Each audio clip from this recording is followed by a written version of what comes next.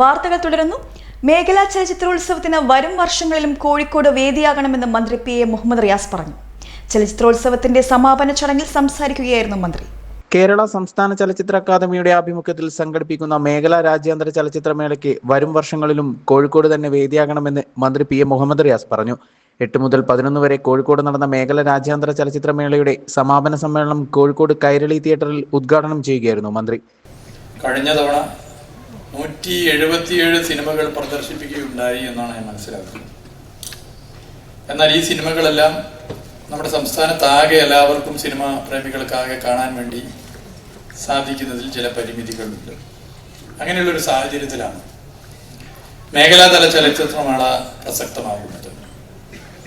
IFFKയിൽ പ്രദർശിപ്പിച്ച ചിത്രങ്ങളെ ഉൾപ്പെടുത്തിക്കൊണ്ടാണ് മേഖലാ രാജ്യാന്തര ചലച്ചിത്രമേള സംഘടിപ്പിക്കുന്നത്. ഇത്തവണ 58 ചിത്രങ്ങൾ ഇവിടെ പ്രദർശിപ്പിച്ചു എന്നാണ് മനസ്സിലാക്കുന്നത്.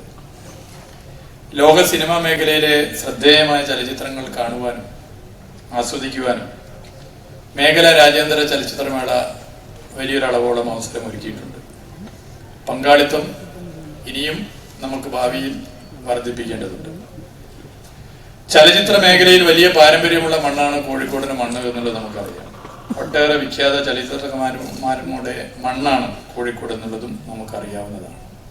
നാടകം, കല തുടങ്ങിയ മേഖലകളിൽ ഇന്നും ശ്രദ്ധേയമായ മൂവ്മെന്റുകൾക്ക് കോഴിക്കോട് സാക്ഷിയാകുന്നുണ്ട്.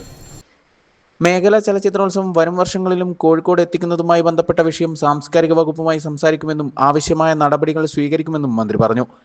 നാടകം, സിനിമ തുടങ്ങി കലാപ്രസ്ഥാനങ്ങളെ എന്നും പ്രോത്സാഹിപ്പിച്ച മണ്ണാണ് കോഴിക്കോട്. കൂടുതൽ ജനകീയമാക്കി ഏവരെയും ഉൾക്കൊള്ളിച്ചുകൊണ്ട് വരും വർഷങ്ങളിലും മേള സംഘടിപ്പിക്കണമെന്നും മന്ത്രി പറഞ്ഞു. ചടങ്ങിൽ മേയർ ഡോക്ടർ ബീന ഫിലിപ്പ് അധ്യക്ഷയായി. KSFDC ചെയർപേഴ്സണും സംവിധായകനുമായ K. മധു, ചലച്ചിത്ര academy chairperson Premkumar, KTIL chairperson SK Sajeesh, തിരക്കഥാകൃത്ത് GD ദാമോദരൻ, ചലച്ചിത്ര academy secretary C. Ajoy, delegate registration committee convener PK Bhavesh തുടങ്ങിയവർ പങ്കെടുത്തു. ACV news, Kozhikode.